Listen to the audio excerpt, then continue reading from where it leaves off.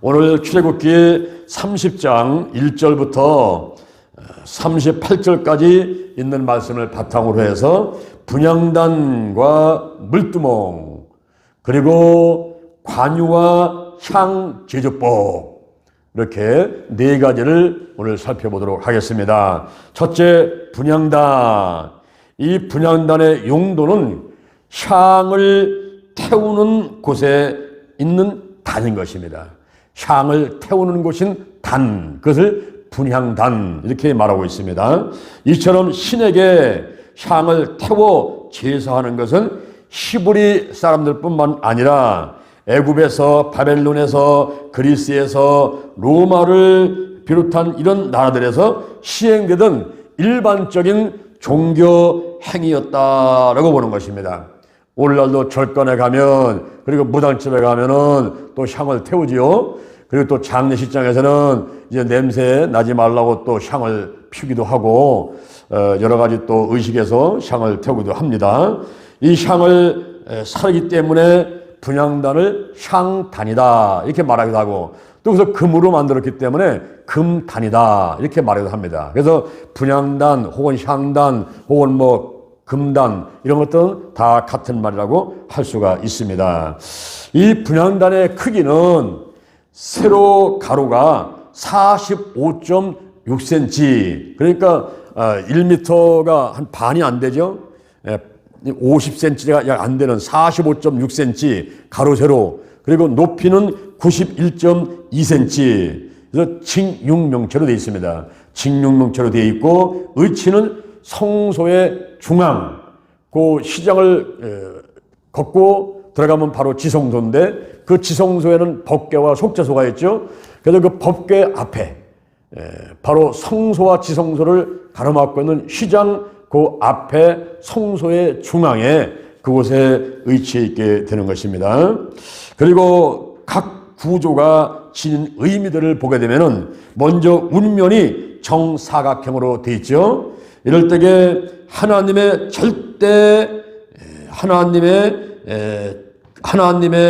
그 절대성, 그리고 하나님의 공의, 이런 것을 우리가 얘기한다 이렇게 상징적으로 보게 되는 것이고, 그다음에 상단 귀퉁이에 뿔이 있는데 그 뿔이 이제 네 군데가 나와 있죠. 그 뿔은 바로 하나님의 능력과 도우심을 상징한다고 보는 것입니다. 그리고 바닥을 제외한 모든 것이 전부 금으로 만들어져 있어요. 그것은 무엇을 상징하느냐 하면은 하나님의 영광과 위엄, 그리고 영원토록 불변하는 하나님의 그 약속을 어기지 않는 불변성을 상징한다라고 볼 수가 있습니다. 그리고 성소 시장 바로 앞에 있다 하는 것은 바로 하나님과의 긴밀한 관계를 상징을 하고 있고, 그 다음에 향을 끊임없이 피웁니다. 하나님과의 교제를 중단해서는 안 된다 하는 것을 상징하고 있습니다. 여기 나오는 향은 요한계시록 5장 8절에 보니까 성도의 기도들이다 그랬습니다. 바로 성도의 기도는 쉬지 말고 기도하라, 무시로 하라. 그래서 하나님하고 교제를 중단하면 안 된다라고 말하고 있는 것입니다. 그리고 1년에 한 번 7월 10일 날 그 향단에 있는 모든 뿔에다가 속죄제의 피를 발라가지고 깨끗하게 만드는 거예요.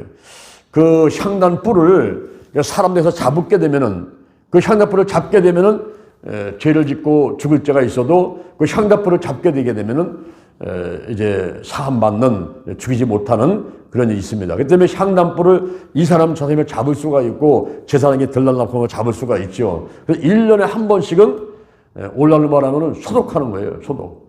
속죄제의 피를 가지고, 짐승의 피를 가지고 전부 발라가지고 더러워진 것들을 깨끗하게 하는 그런 의식을 말합니다. 그래서 1년에 한 번 7월 10일 날 속죄일에 그렇게 이제 하게 되는 것이죠. 죄 씻음을 상징을 하게 되는데, 바로 제사장들 뿐만 아니라 이제 들어오고 나온 사람들의 모든 죄를 다 씻게 되는 것을 말하는데, 히브리서 9장 12절에 보니까 염소와 송아지 피로 하지 아니하고 자기 피로 속죄를 이루사 이제 영원한 속죄를 이뤘다는 말이 나오는데, 바로 예수님께서 십자가 못 박혀 돌아가시면서 그 몸에서 이제 물이 나오고 피를 다 흘렸지 않습니까?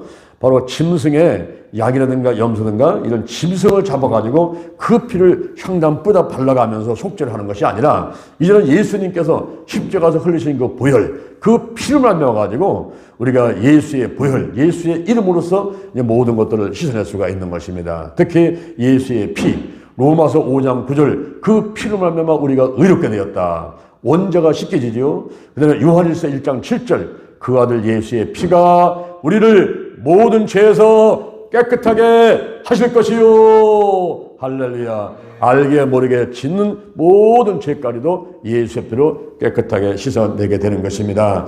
그래서 1년에 한 번 속죄일 7월 10일 날 향단불에다가 짐승의 피를 바르면서 씻어냈던 것은 바로 죄 사함, 죄를 씻어낸다 하는 이런 의미가 있습니다. 그리고 매일 저녁에 해질 때에 등불을 켜고 아침에 들어가서는 그 등불을 끕니다. 그런데 등불을 켜고 등불을 끌 때 아침 저녁 들어가서 그때 또 반드시 향을 살라야 돼요. 오늘날로 말하면은 아침에 기도하고 저녁에도 기도하자, 이런 뜻인 것입니다. 그래서 조속으로 들어가서 이렇게 등불을 켜고 껐고, 그리고 또 향도 함께 살렸다 하는 것을 보면서 우리 성도들이 끊임없이 기도하되, 특히 하루에 2번씩 아침 저녁으로 꼭 기도를 하는 것이 좋다라고 보는 것입니다. 시편 141편 2절에 보니까 나의 기도가 주의 앞에 분향함같이 되며 나의 손드는 것이 저녁 제사같이 되게 하소서 그랬습니다. 여러분, 무당들도요 시간을 정해놓고 기도하더라고요. 그들이 아침에 2시간, 그다음에 또 점심 먹고 나서 또 한 2시간, 저녁에는 철야를 하면서 기도를 해요. 특히 이제 영시기도 그래가지고 12시부터 이렇게 이제 아주 하루가 이제 새로운 날이 밝아오는 그런 시간대를 맞이하면서 기도를 하고, 그래가지고 신접을 해가지고 더 용한 무당이 되려고, 점을 더 잘 치려고 이렇게 기도를 한단 말입니다. 그런데 우리가 하나님 아버지를 믿고 목사가, 전사가, 집사가, 성도들이 기도하는 건 되겠어요? 우리도 이제 정기적으로 기도해야 될 줄로 믿습니다. 그래서 새벽 기도, 수요 예배, 또 금요일 날, 또 주일 날 나와가지고 기도하는 거는 참 좋고, 집에서 가정 예배 꼭 드리면서 기도해야 되는 것입니다. 이렇게 우리가 하나님 안에서는 육신을 위해서는 그냥 먹어가면서 이제 뭘 건강하려고 노력하죠. 아침 먹고 점심 먹고 저녁 먹고. 근데 어떤 사람은 또 수시로 먹어요. 또 중간에 간식 먹고 먹잖아요. 근데 영적도 마찬가지라는 거예요. 영적도가 우리가 이제 아침에 저녁에 기도할 뿐만 아니라 또 수시로 점심 때도 하고, 수시로 쉬지 말고 무시로 자꾸 기도해야 돼요. 여기 분향단, 이 분향단에서는 특히 중보기도를 많이 하는 것이 좋습니다. 이 중보기도는 하나님과 다른 단체라든가 사람 그 중간에 껴들어가지고 나라를 위해서, 그리고 민족을 위해서, 또 교회를 위해서, 목사님 위해서, 우리 성도들을 위해서 기도하는 것, 이게 중보기도거든요. 여기 분향단에서는 이제 나라와 민족을 위해서, 그리고 5만 개, 10만 개역자 1200만 성도를 위해서, 민족복음화, 세계복음화, 한국계, 세계기를 위해서 우리가 기도를 해야만 되겠습니다. 할렐루야. 이렇게 이제 분향단에 대해서 우리가 알아봤고요. 둘째는 생명의 속전. 생명의 속전에 대해서 말씀을 해주고 있습니다. 이 생명의 속전이 왜 필요할까요? 성막 얘기를 하다가 갑자기 인구조사와 이 속전 제도를 얘기를 하니까 이거 잘못된 거 아니나, 이게 성막하고 무슨 관계가 있는 거냐, 이렇게 이제 의심될 수가 있습니다. 근데 성막하고 관계가 있어요. 성막을 지으려고 하면 이제 돈이 필요하죠. 재도 사와야 되고 여러 가지 돈이 필요한데, 이 성막 건립을 위해서 필요한 그 돈을 이제 마련하기 위해서 이렇게 얘기를 하고 있습니다. 우리가 오늘날 아파트를 짓는다면은 평당 얼마면 질 수 있을까요? 이제 평당 한 500만 원, 600만 원, 800만 원 이렇게 해서 이제 아파트를 짓지 않습니까?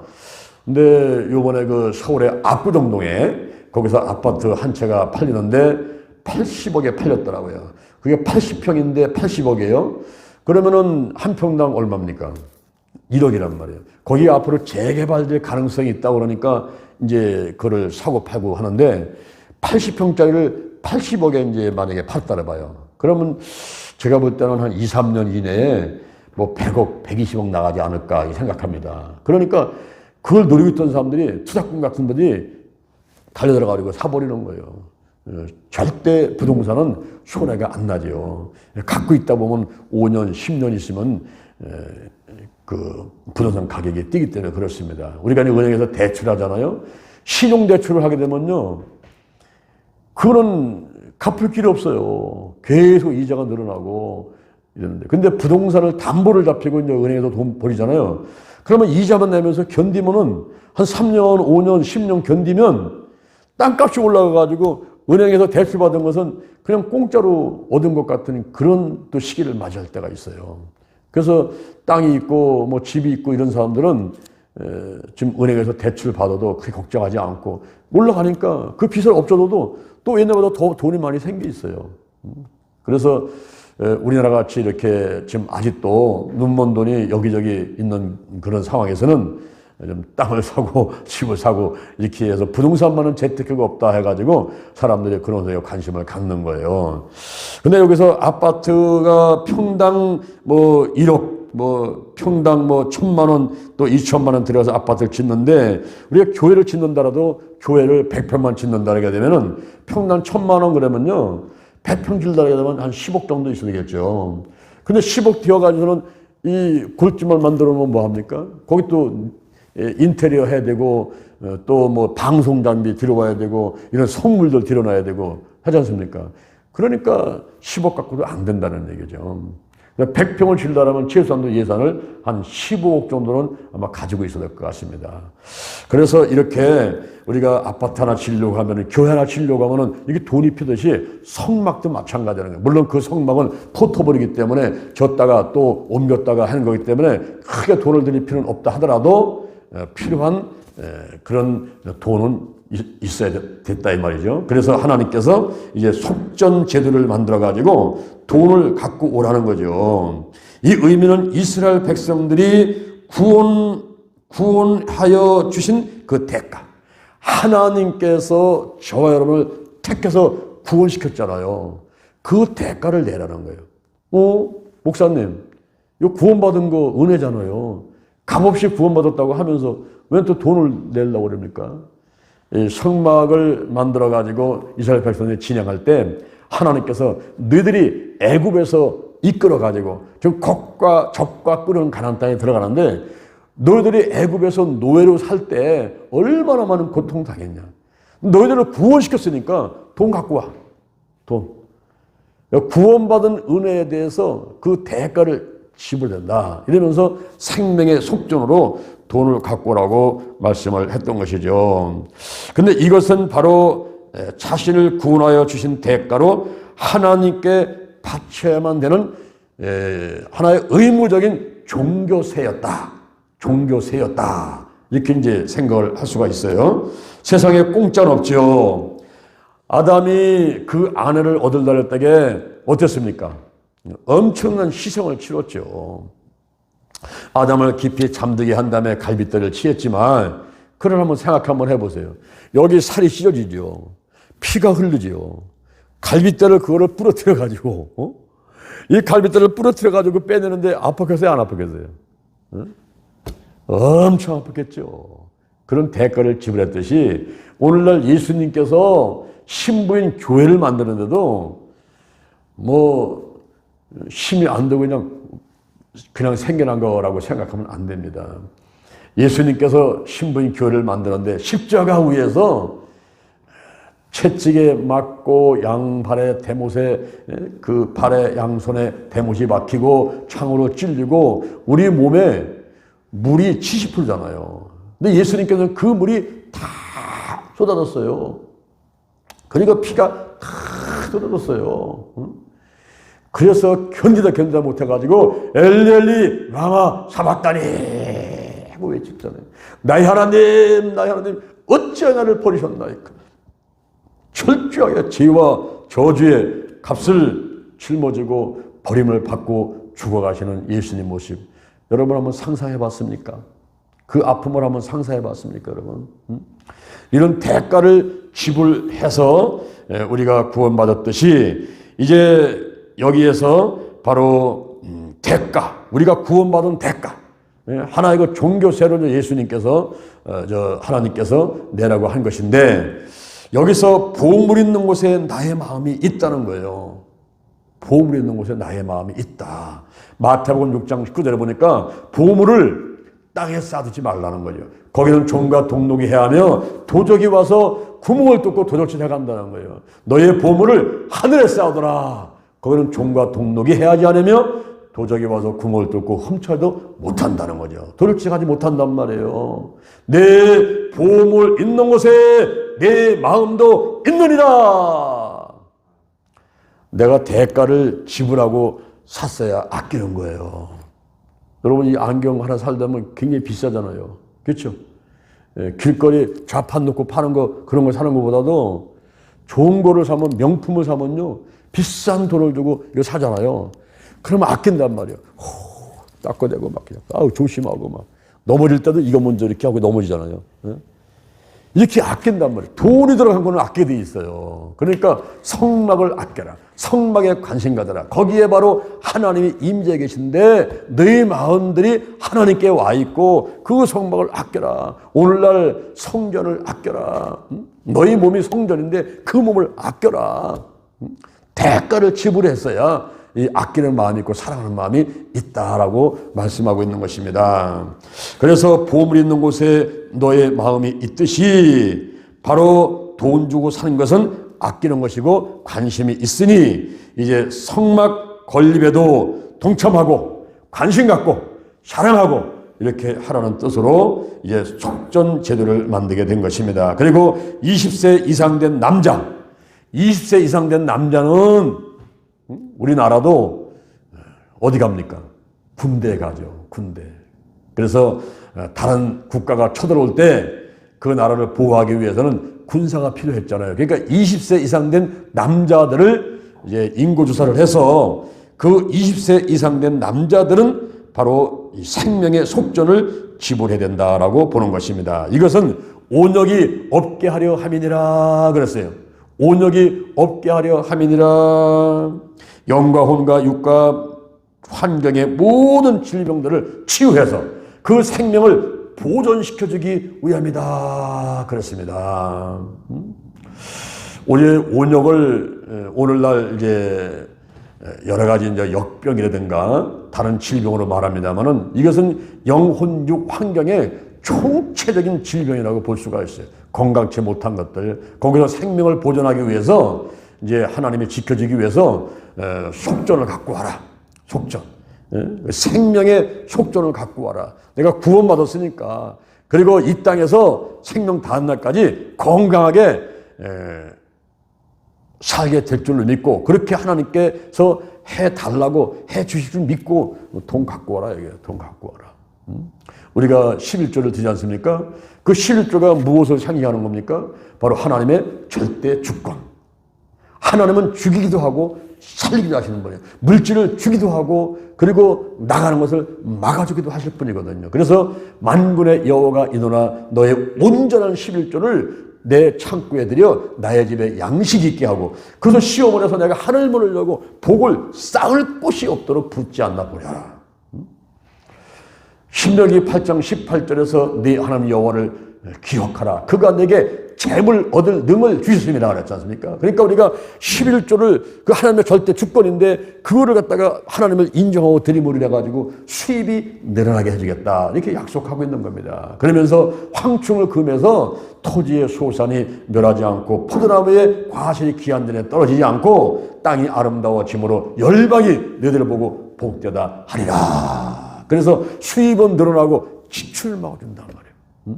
그래서 생명을 보존시키면서 이 땅에서 먹을 것, 입을 것, 쓸 것도 걱정하지 않고 행복하게 살아가도록 해주겠다 하는 것이죠. 그래서 이 생명 속전제를 만들었을 적에 바로 보물 있는 곳에 내 마음이 있고 그리고 온갖 더러운 질병들 다 치유해서 생명을 보존시켜주고 그리고 또 온역이 없게 해주고 치료해주고 그래서 건강하게 만들어주고 이렇게 하니까 돈을 갖고 와라. 그러면 그 돈을 얼마를 갖고 오라는 겁니까?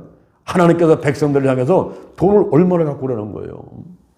이 돈은 그렇게 많은 돈은 아니었습니다. 부담 없는 금액인데 성경에 나오는 세겔의 종류는 세 가지가 있었습니다. 일반 세겔은 약 11.4g, 그리고 왕의 세겔은 일반 세겔의 2배니까 22.8g, 그리고 또 하나가 이제 성소 세겔. 이 성소 세겔은 제일 그 분량이 작았어요. 9.7g. 9.7g. 그래서 일반 세겔보다, 그리고 왕의 세겔보다 제일 낮은 거 성소 세겔로 갖고 오되, 한 세겔이 아니라 반 세겔만 갖고 와라, 이렇게 말씀하셨습니다. 그러면 도대체 한 세겔은 얼마일까요? 이 한 세겔은 노동자 4일, 노동자가 4일, 그러니까 노동자 한 사람이 4일이니까 하나, 둘, 셋, 4명의 그 품삯이다라고 보면 되죠. 노동자 하루가 1데나리온, 1데나리온이 노동자 하루의 품삯이에요. 그러니까 노동자가 하루 나가서 일을 하면은 1데나리온의 품삯을 받았단 말이죠.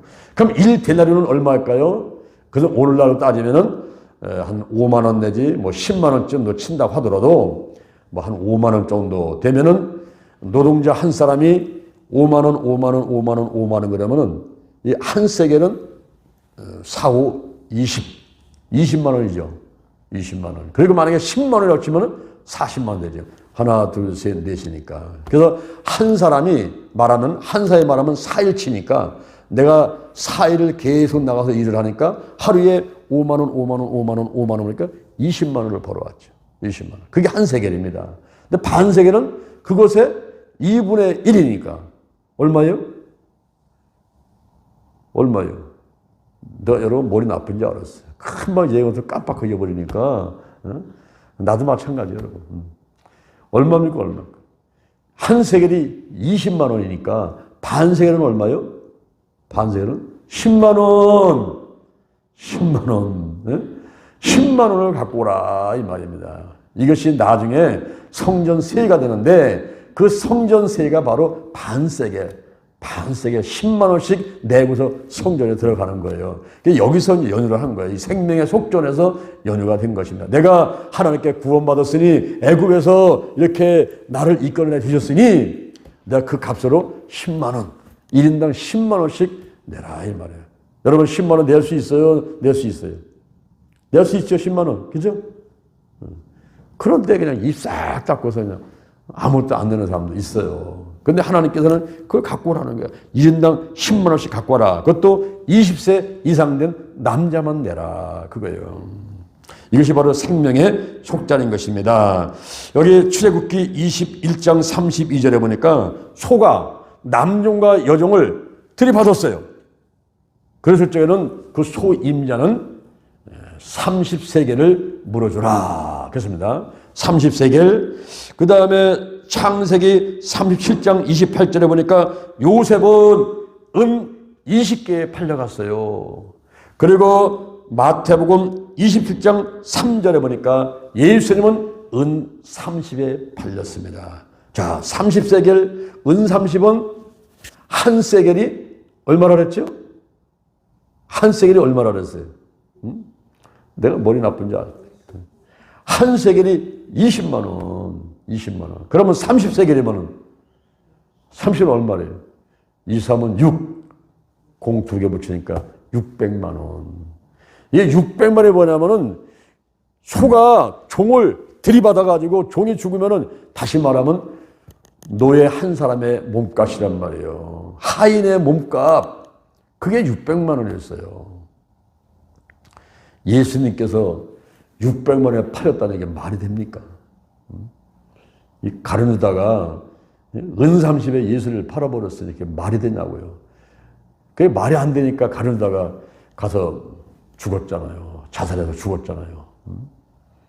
돈 갖다가 도로 던져놓고 그리고 자기는 자살해서 죽었잖아요. 그게 말이 되는 얘기예요. 자기 스승을 600만 원에 팔아버려요.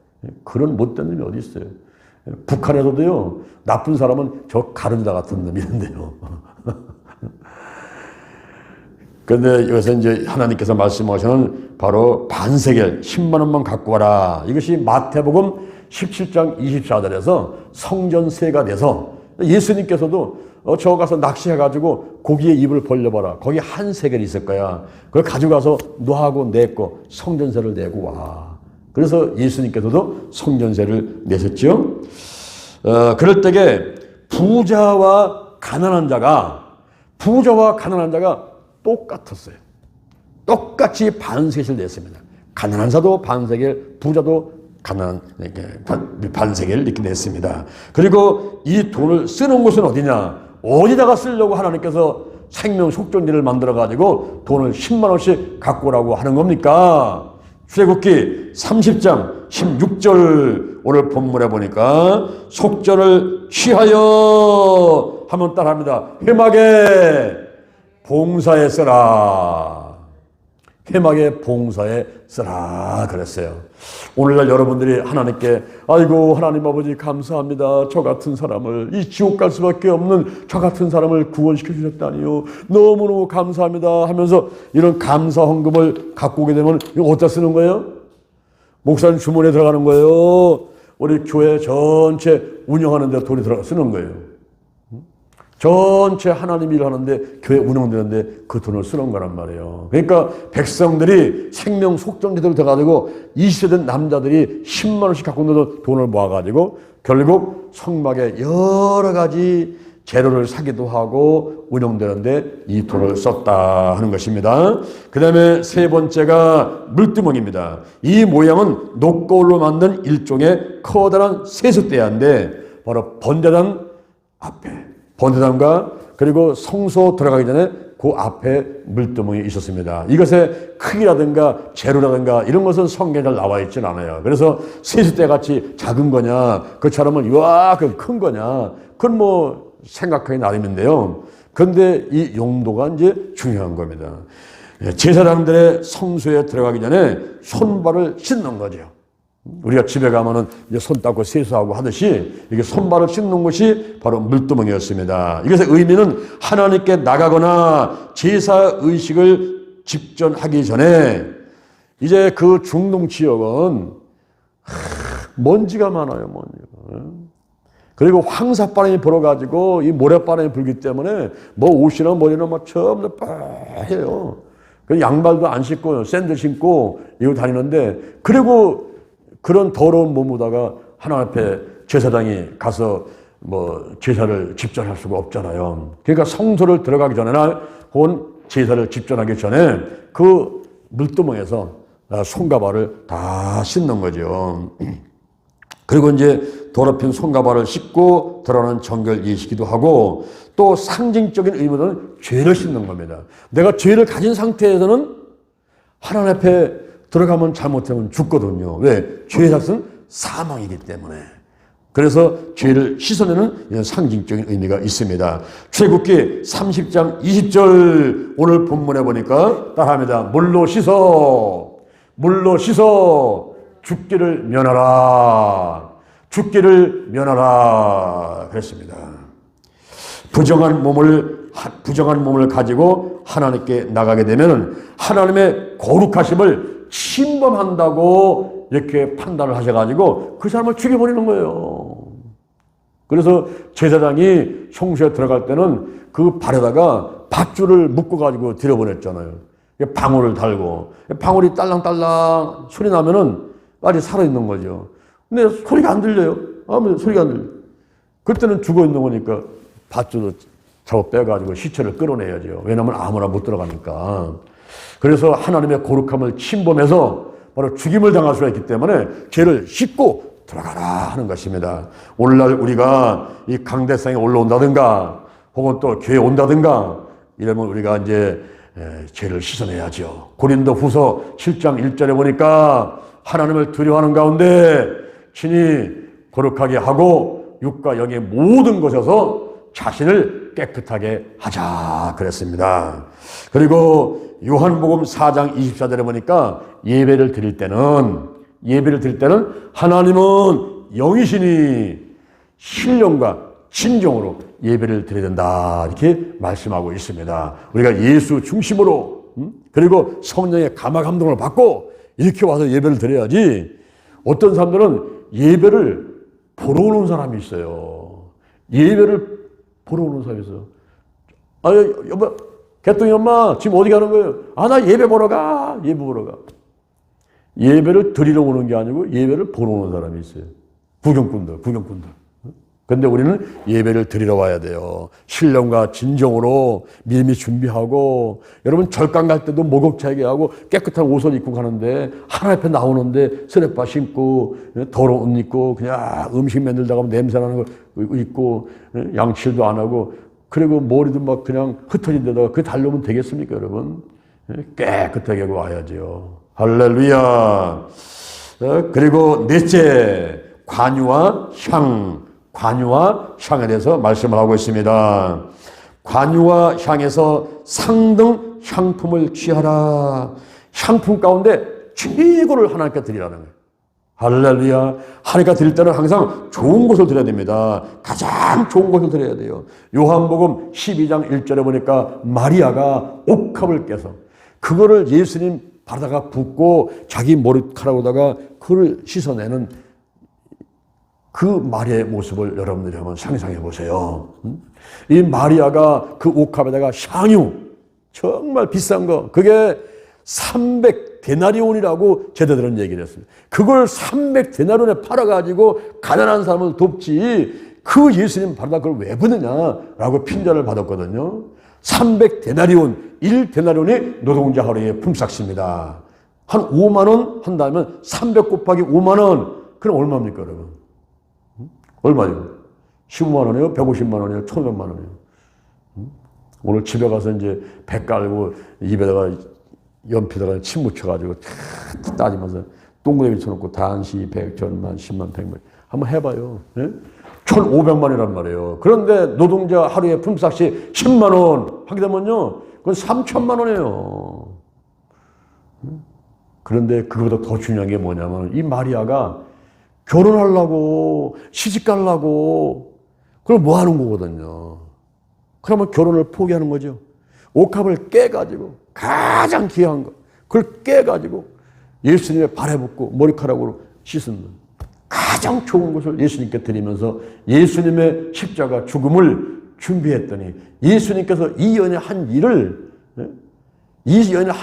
아주 기념하라고 그랬어요. 그래서 성경에 기록되어 가지고 오늘날 우리도 또 그 사실을 얘기하는데, 마리아의 오빠 나사로가 죽은 지 나흘 만에 살아났잖아요. 예수님께서 나사로야 나오너라.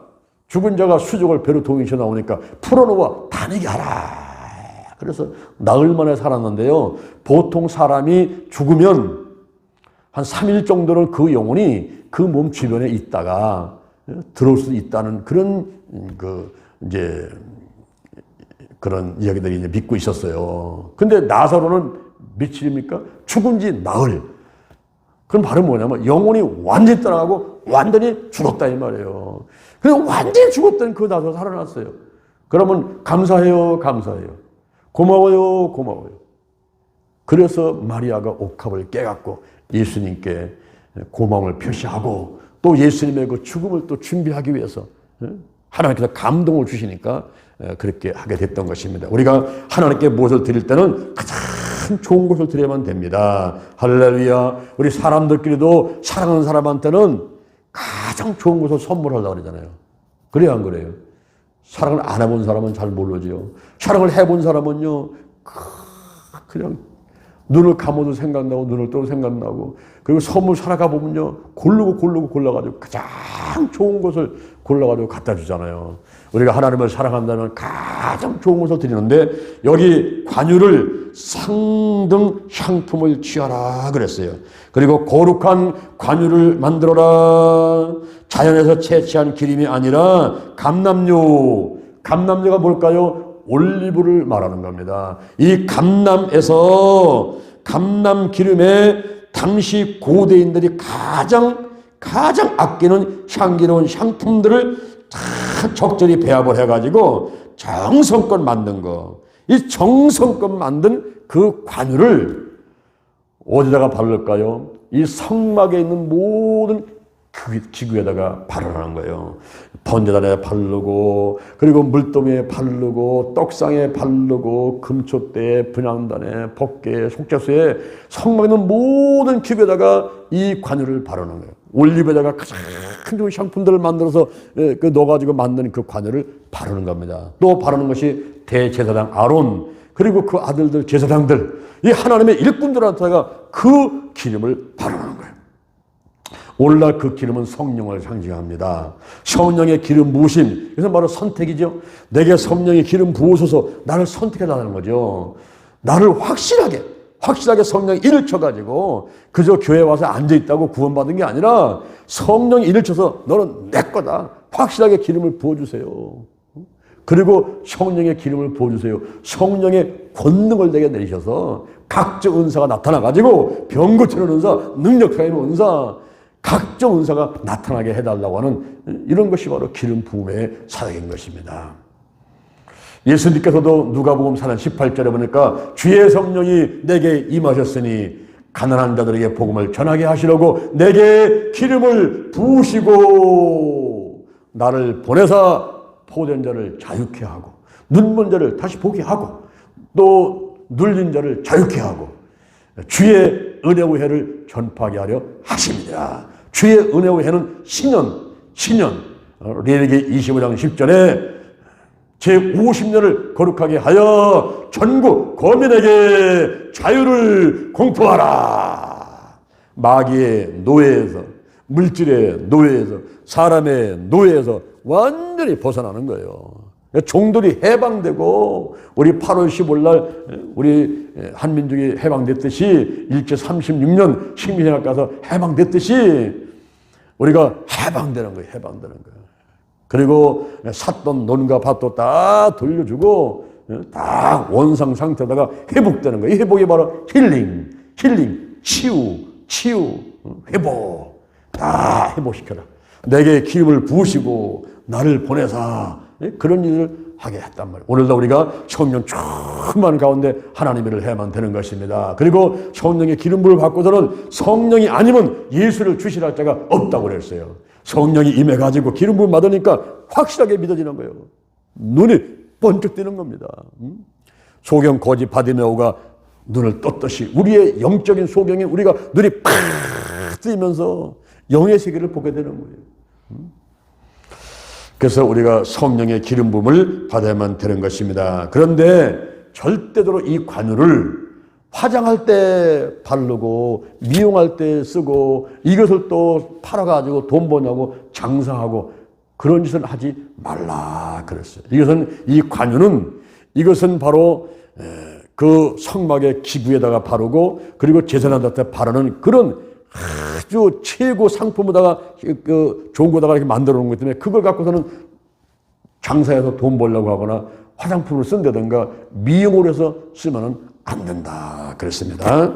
그리고 향을 만들고 소금을 쳐서 성결하게 하라 그랬습니다.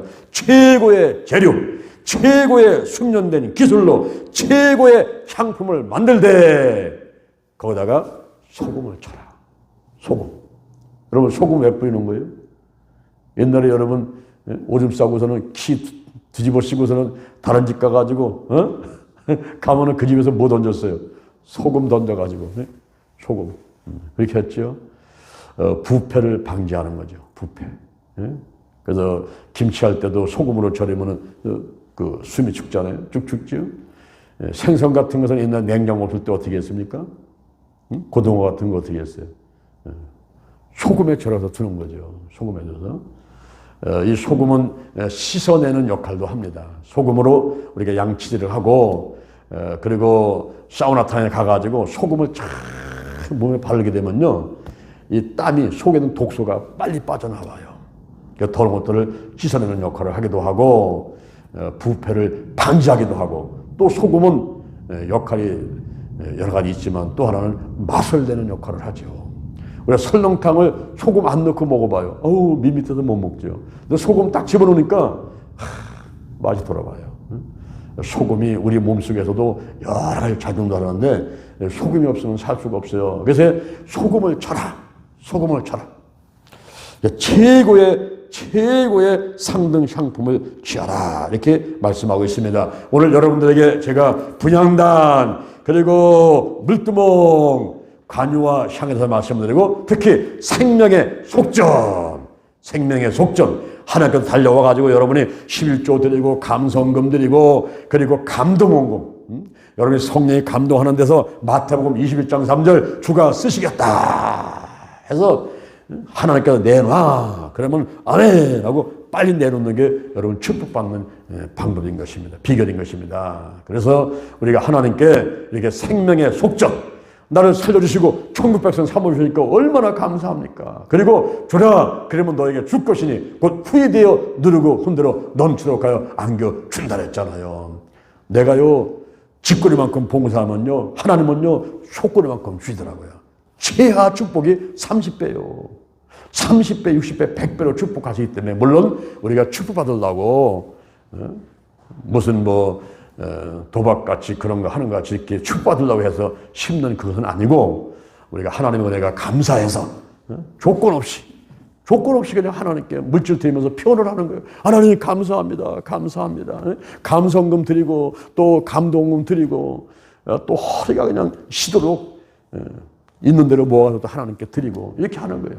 그러면 하나님께서 이모저모로 살펴주셔가지고 우리에게 건강 주시지요. 코로나 바이러스 오게 되면은 다른 사람은 다 코로나 바이러스 걸려도 하나님께 사랑받고 인내하는 사람은 그게 넘어가게 돼 있어요. 6월 할렐루야. 재앙이 넘어가는 거예요. 죽음이 넘어가는 거예요. 때를 따라 돕는 은혜를 베풀어 주시는 거죠. 할렐루야. 우리가 하루하루 살면서요 정말 때를 따라 돕는 은혜가 있어야 돼요. 제가 한번 일본에 갔는데 한 권사님이 저를 식사를 내겠다고 그 지역에서, 고베라는 지역에서 최고 좋은 호텔에 뷔페 식사다가 내겠다고 초청을 하더라고요. 그래서 갔어요. 가서 잠깐 예배드리고 기도해드리고 식사를 하려는데 제가 오늘 목사님을 모신 이유가 있습니다. 그러더라고요. 왜 그렇습니까? 그랬더니 너무너무 하나님께 감사해서 주인들을 섬기기 위해서 목사님 모신 겁니다. 뭐 이렇게 감사한 일이 있습니까? 그랬더니 자기는 교회는 열심히 다녔는데 새벽 기도는 나간 적이 없었다는 거예요. 그런데 어느 날 마음속에 막 새벽 기도를 가고 싶어가지고 견딜 수가 없더래요. 그러니까 잠이 안 오는 거예요. 눈은 말똥말똥되고. 그래서 에휴 오늘은 새벽 기도 한번 가볼까. 그리고서는 그날 일어나가지고 새벽 기도 갔는데 새벽 기도 참석해가지고 목사님 말씀을 듣고 기도하고서는 나와보니까 세상이 완전히 바뀌어버렸다는 거예요. 바로 고베 지역에 지진이 났는데 13초 똑딱 이거 얼마 안 되는 시간인 것 같은데 그 13초 만에 사람들이 수만 명이 죽고요. 그리고 기차 레일이 역갈에 구부러진 것 같이 구부러지고요. 빌딩들이 다 무너지고요. 완전히 세상이 변해 있어가지고 울며 불며 허겁지겁 집으로 달려갔더니 여기저기 무너진 곳이 많은데 특히 자기가 잠자던 그 잠자리 있잖아요. 거기에 큰 TV가 날라와가지고 거기 떨어져 있더라는 거예요. 그러니 자기가 새벽도 안 가고 건설을 하고 있으면요. 지진이 나는 순간에 13초 만에 무너지는 거니까 하다 날라와서 그냥 죽는 거죠. 그런 가운데 자기가 살아났다는 거예요. 그래서 자기는 시험제는 덤으로 살고 있기 때문에 너무 감사하고 그 지진 가운데 살려줬기 때문에 목사님들 빚김 하나만 그냥 대접하고 싶어 이런 마음이 든다더라고요. 시편 46편 5절에 새벽에 하나님이 도우시리로다. 할렐루야. 여러분 때를 따라 돕는 은혜가 있는 거예요. 때를 따라 돕는 은혜. 우리가 생명의 속전. 이 땅에 어차피 우리는 빈손으로 왔잖아요.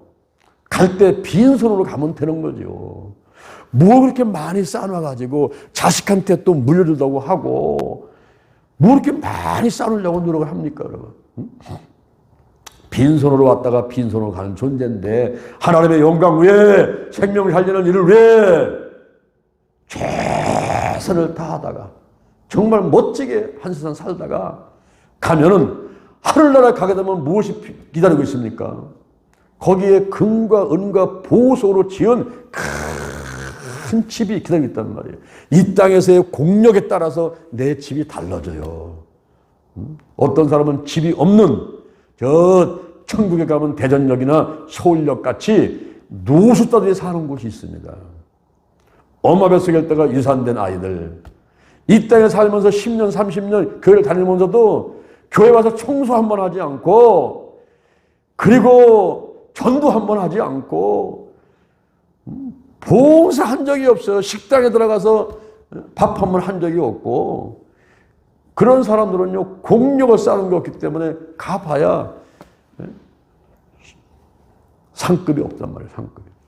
그리고 집이 나무와 풀로 얼기석이 있어가지고 창피한 그런 가운데서 영원토록 사는 거예요. 평생이 아니라 1년이 아니고 영원토록 사는 거예요. 영원토록. 저기 오산 기도원에 머리가 허여서 80 넘을 때까지 강사다가 일하셨던 김상호 목사님 계시.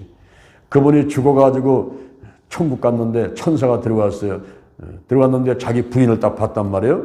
부인을 딱 보니까 이 뒤통수가 번쩍 빛나더라는 거예요.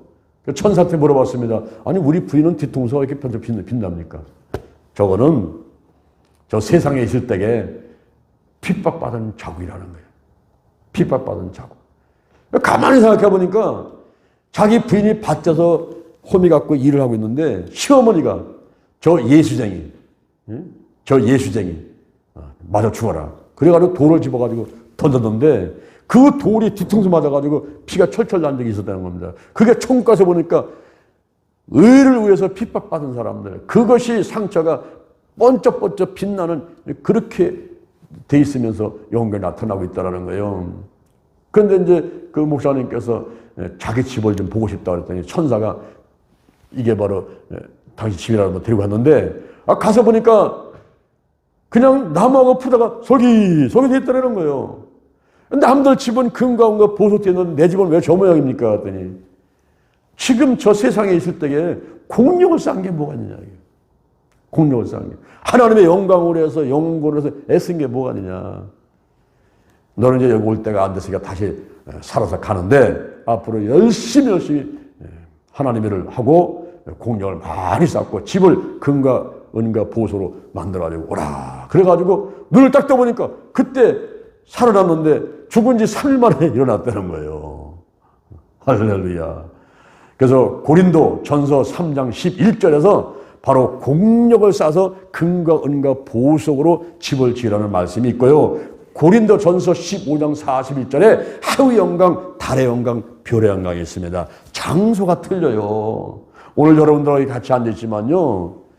이제 제가 가서 있는 장소하고 여러분이 있는 장소가 다를 수가 있어요. 아마 여러분들 같이 열심히 낸 사람들이 하나님께로 가까이 가 있다면 저같이 게으름 피고 죄가 많은 사람은요. 저기 천국에 가장 자리에 가 있을지 몰라요. 그래서 나중에 정신이 번쩍 나는 거예요. 아이고 우리 저 전사님이 우리 성도가 저렇게 하나님께 가까이 갔는데 나는 뭐야.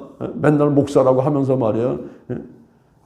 먹는 것만 밝히고 말이야. 놀러다니는 것만 밝히고 내가 가서는 이거 죄를 많이 졌네. 이렇게 해가지고는 잘못하면요. 내가 영원토록 부끄러운 가운데 천국에서 살 수가 있단 말이에요. 정신이 번쩍 나는 거예요. 그래서 지금부터도 열심히 하자. 열심히 헌금하고 열심히 봉사하고 열심히 전도하고 열심히 기도하고 할렐루야. 그래서 기도 시작하는 걸 통해서 막 죽을 듯 말 듯 막 순교할 각오로 지금 내가 사역을 하고 있는 거예요. 할렐루야. 천국 가면 가서 있는 장소가 다르고요. 또 집이 다르고요. 멸류관이 있어요. 멸류관이 썩지 않을 멸류관, 정금의 멸류관, 의의 멸류관, 영광의 멸류관, 기쁨의 멸류관, 생명의 멸류관이 있단 말이에요. 어떤 사람은 한 개, 두 개, 어떤 사람은 없어가지고 부러워하면서 살아갈 수가 있죠. 또 천년은 거기에 달하면 어떤 사람은 10골을 다져라, 어떤 사람은 5골을 다져라 그러는데 어떤 사람은요, 뭐 공력을 쌓는 게 있어야 무슨 왕노릇을 하지요. 자기 혼자서 서 있으면 왕노릇 합니까? 뭐 백성이 있어야죠. 고원이 있어야죠. 이런 부끄러움은 구원을 받을 수 있다는 거죠. 이게. 그래서 이 생명의 속전, 오늘 여기서 하나님께서 말씀하시는 걸 잘 우리가 깨닫고 이제 하나님 앞에 시간, 물질, 마음, 몸 다 들여서 충성, 헌신, 봉사하는 여러분 되기를 주님의 이름으로 축원합니다. 축원합니다. 아멘. 하나님 아버지 감사합니다. 오늘 출애굽기 30장 말씀을 통해서 저들에게 귀한 말씀을 들으신 걸 감사합니다. 우리가 이제 오둔밤 시대리니 우리가 정신 바짝 차리고 열심히 봉사 헌신하도록 도와주옵소서. 오늘 하나님의 은혜가 감사해서 정성 들여 물질을 드립니다. 이 물질이 하나님 영광에 귀하게 쓰여지게 하시고 저들에게 크게 복내려 주옵소서. 감사합니다. 예수님의 이름으로 기도합니다. 아멘. 할렐루야. 우리 오둔밤 시대리니 찬양하시면서 헌금을 하도록 하겠습니다.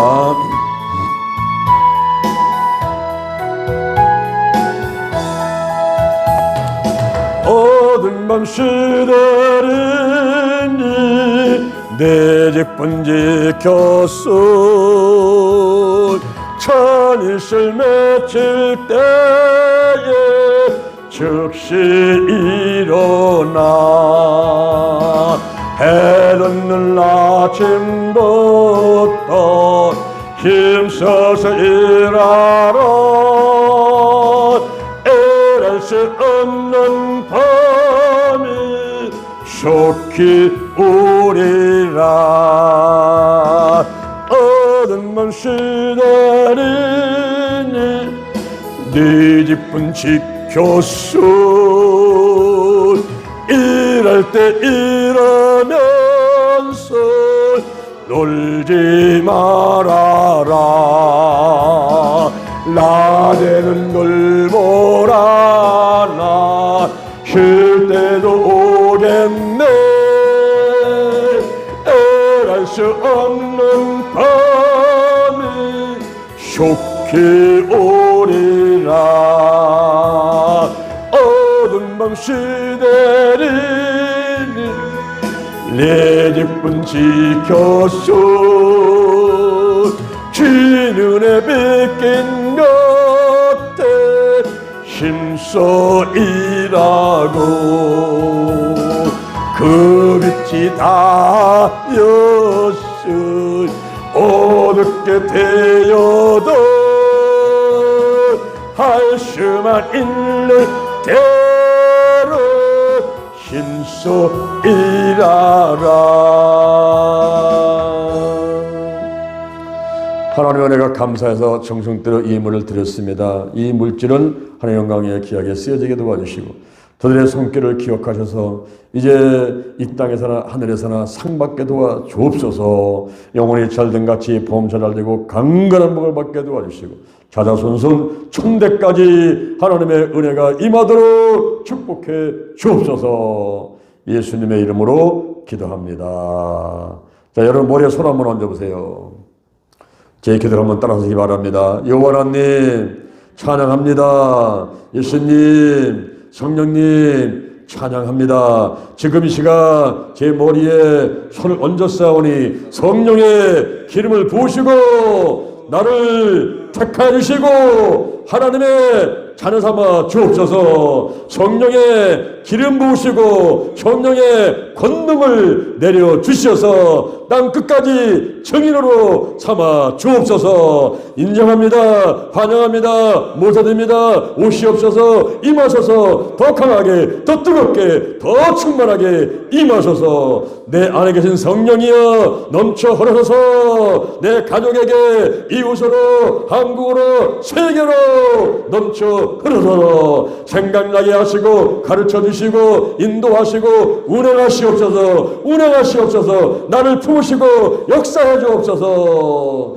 제게 복의 복을 다하소서. 영적인 복, 건강의 복, 가정의 복, 일꾼의 복, 물질의 복을 내려주시고 나의 지경을 넓혀주시고 주의 손으로 나를 도와주셔서 환난을 벗어나 근심 욕심이 없게 하옵소서. 영권, 인권, 물권, 영력, 지력, 체력, 도덕력, 정기, 성실, 근면, 충성, 온유, 겸손, 인내, 감사로 무장했습니다. 나사렛 예수 그리스도의 이름으로 명하노니 죽음의 영, 우상의 영, 가난의 영, 거짓의 영, 음란의 영, 미움의 영, 욕심의 영, 교만의 영, 의심의 영, 가난, 저주, 실패, 질병의 영들이 다 드러나고 떠나갈지어다.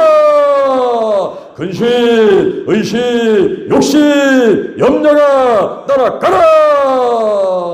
신뿌리, 나쁜 습관들, 가난, 영, 혼, 유, 환경에 모든 질병이 드러나고 떠나갈지어다. 떠나갔다. 오늘이 내 인생의 절반이다. 오늘이 내 인생의 가장 젊은 날이다. 오늘부터 시작하여 여호와 하나님께서 나를 한국과 세계에서 크게 쓰실 것이며 나와 함께 하신다. 만군의 하나님 여호와가 함께 계시니 내가 점점 강성하여 가니라. 오늘이 현재요, 오늘이 선물이다. 오늘 예배드리고, 오늘 은혜받고, 오늘 기도하고, 오늘 치유받고, 오늘 전도하고, 오늘 하나님의 뜻에 순종하고 생명 살리고, 오늘 교회 부흥시키고, 오늘 절대 순종하자. 나부터 거룩하겠습니다. 거룩한 교회가 되자, 거룩한 성도가 되자, 거룩한 가정이 되자, 거룩한 나라가 되자.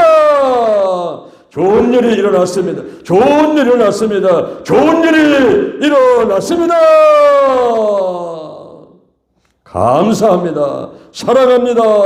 축복합니다. 예수님의 이름으로 기도합니다. 아멘. 할렐루야. 할렐루야. 지금은 우리 주 예수 그리스도의 은혜와 하나님의 극지하신 사랑과 부에서 성령님의 충만하시고 축복하시고 동행하시고 함께하심의 역사가 대전 힐링교회와 신명복지재단과 그리고 영동 힐링기도회 그리고 오늘 참석하신 모든 분들의 사업장, 직장, 가정, 자녀, 개인 생활이 지금으로부터 영원까지 함께 있을 지어다.